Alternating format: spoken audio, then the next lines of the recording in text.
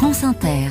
5h12, les Chroniques Littorales nous invitent à un festival. Bonjour José-Manuel Lamarque. Bonjour Mathilde Munoz. Il s'agit des Écrans de l'Aventure. Pour leur 33e édition, Mathilde, les Écrans de l'Aventure, c'est le festival dédié à l'aventure qui va se dérouler à Dijon, comme tous les ans, c'est dijonnais, du 1er au 6 octobre. Au programme, films, documentaires, livres, expositions, débats et rencontres. Et avec nous ce matin, Vincent Ratez, le délégué général de la Guilde. Vincent Ratez, qu'est-ce que c'est que la Guilde par rapport aux Écrans de l'Aventure ?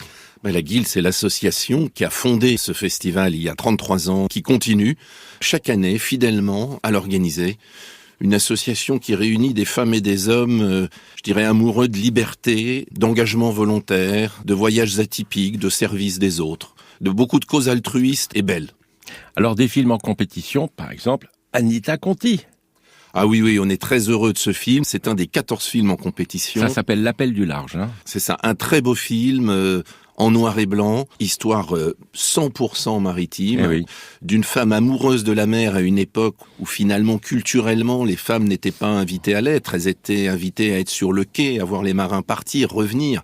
Mais là, elle a embarqué, elle a voulu devenir marin, elle a été océanographe, elle a écrit sur la mer, elle a réalisé. Elle a beaucoup apporté à la question des pêches. C'est probablement la première femme qui a écrit, qui a dessiné des cartes de pêche et pas seulement des cartes de marine. Une grande femme de la mer. Et puis on parle des baleines avec One with a Whale. Oui, ça c'est un autre point qui rend compte un peu de la complexité du monde. Un très beau film sur un jeune homme inuit au large de l'Alaska qui chasse une baleine. Et évidemment, sa famille en est très fière, le prend en photo et sur les réseaux sociaux, il reçoit du monde entier des messages de haine, des messages extrêmement violents. Parce qu'il a tué une baleine. Donc cette espèce d'incompréhension entre monde moderne, communauté inuite, survie alimentaire, sauf se faire parachuter un hélicoptère, se faire héliporter de l'alimentation. Déjà, Vincent, avant de critiquer, il faut déjà y aller au-delà du cercle polaire. Mais ça, c'est la base de la Guilde. Loin des idéologies, être aux quatre coins du monde pour pouvoir en parler, et d'ailleurs souvent avec humilité, parce que le monde est tellement complexe. Il y a un marin qui n'était pas sage et que vous mettez en valeur, le portrait de Yann Kenney. Oui, alors Yann Kenney, ce breton infiniment discret. Il est toujours pas sage. Il est toujours pas sage. Voilà. Il est reparti donc pour un deuxième tour du monde. Il était parti 4 ans sans faire de bruit, tout seul. Il repart toujours tout seul sur son bateau de 4 mètres. Il est tellement admirable qu'il est notre affiche du festival.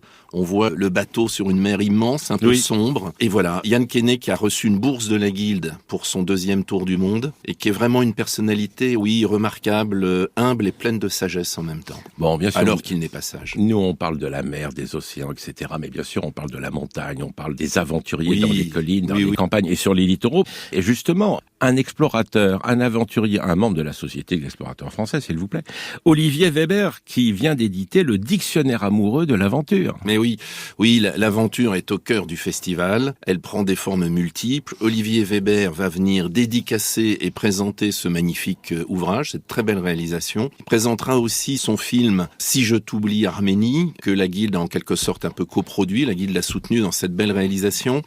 Et ce film, qui témoigne d'ailleurs de l'aventure du monde tel qu'il est, nous rappelle une chose décisive: un pays sans mer est un pays en danger. Je crois que si l'Arménie avait des côtes, c'est pas faux. Son destin aurait été infiniment différent. Et quelle chance nous avons en France de côtoyer toutes les mers du globe sur les différents départements et territoires français. Eh oui, 11 millions de kilomètres carrés, les mers et les océans.